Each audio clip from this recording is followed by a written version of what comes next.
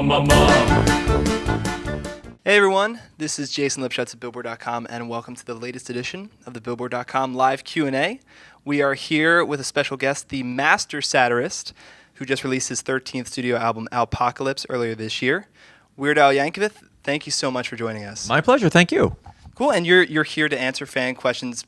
Fans have been sending in questions all week using Twitter, and it's not too late to get in on the action. Just tweet us at Billboard using the hashtag BBWeirdAl, and who knows, maybe we'll answer your question live on air. So it's pretty cool. Thanks again for stopping by, and it's great to be here and great to see you. Alpocalypse is the album. I have it right here. Oh, there it is. Very cool. It's beautiful.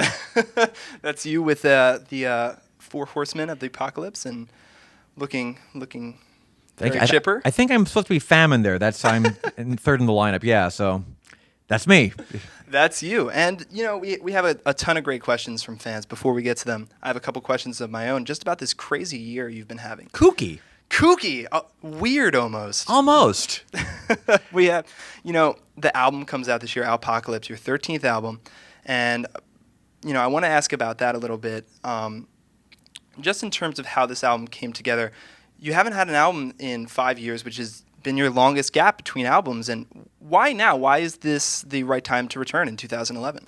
Well, I figured I better hurry up since the world is actually ending next year. So you want to get all the CD sales before the actual end times. A little preview. Yes. You know, there's no real reason other than, you know, it was I finally was able to finish the album and come up with a lead single that I thought was strong enough. And, you know, the Lady Gaga's Born This Way I thought was a pop culture event. And when I came up with the idea for Perform This Way, I thought that would be a fun video and a fun single. And, you know, the 5 years leading up to it, you know, I've been very busy. I played over 240 live shows, I think. I did this book. I directed a short 3D film called Al's Brain. So I haven't been slacking too much.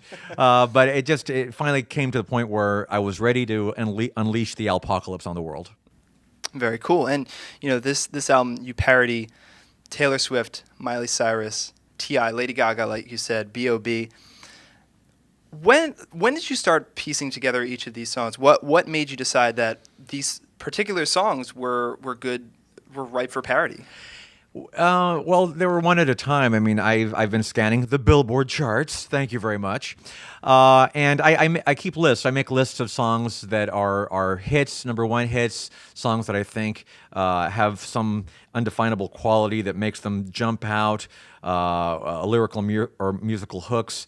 And I try to identify what I think are good candidates or good targets for parody. And then I go down that list and try to come up with as many variations on a theme as I can, the puns, if I can change the tone of any given song. And I come up with a lot of ideas, and most of them are pretty bad. But if I can come up with an idea that I think has potential, then I'll develop it. And that was the case for every single one of those songs that you mentioned.